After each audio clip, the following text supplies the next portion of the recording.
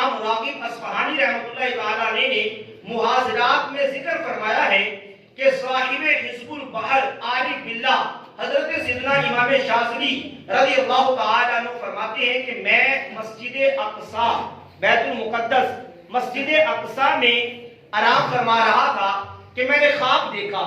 خواب میں نے کیا دیکھا کہ مسجد اقصی میں کہ صحن میں ایک تخت بچھا ہوا ہے اور لوگ جوک در جوک مسجد اقصی میں داخل ہو رہے ہیں.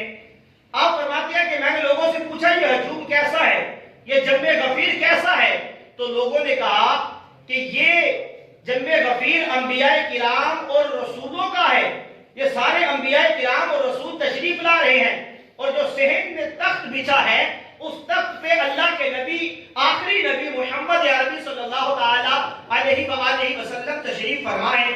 حضرت امام شاذلی رضی اللہ تعالی عنہ فرماتے ہیں میں نے جب تخت کی جانب دیکھا تو میں نے رسول اللہ صلی اللہ تعالی علیہ وآلہ وسلم کی زیارت کی. جب میں نے آقا کریم علیہ الصلوۃ والسلام کی زیارت کی تو میں نے کیا دیکھا کہ رب کائنات رب ذوالجلال کے محبوب علیہ الصلوۃ والسلام کے گرد انبیاء کرام علیہ الصلوۃ والسلام حاضر خدمت ہیں اور انبیاء کرام علیہ الصلوۃ والسلام میں سے حضرت ابراہیم علیہ السلام ہے, حضرت موسیٰ علیہ السلام ہے, حضرت عیسیٰ علیہ السلام ہے اور یہ گفتگو کر رہے ہیں ہمارے نبی کریم علیہ الصلوۃ والسلام سے.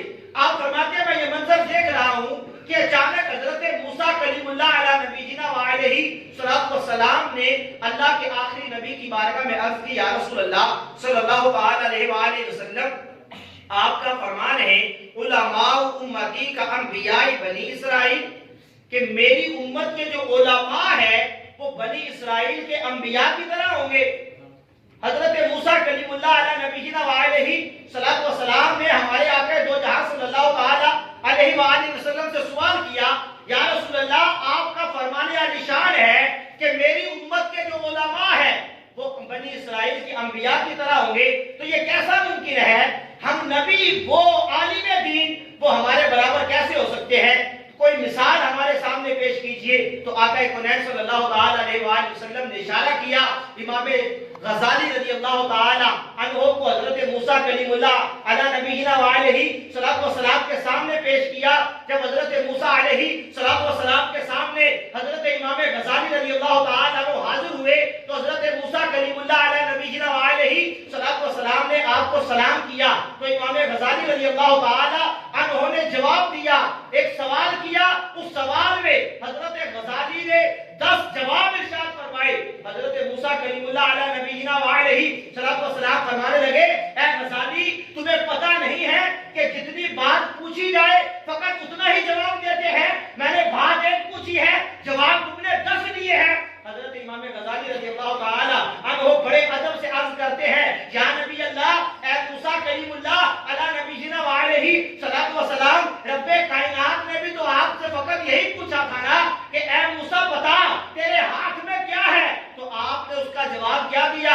آپ جواب فقط یہ بنتا تھا اے باری تعالیٰ میرے ہاتھ میں عصا ہے, میرے ہاتھ میں لاٹھی ہے.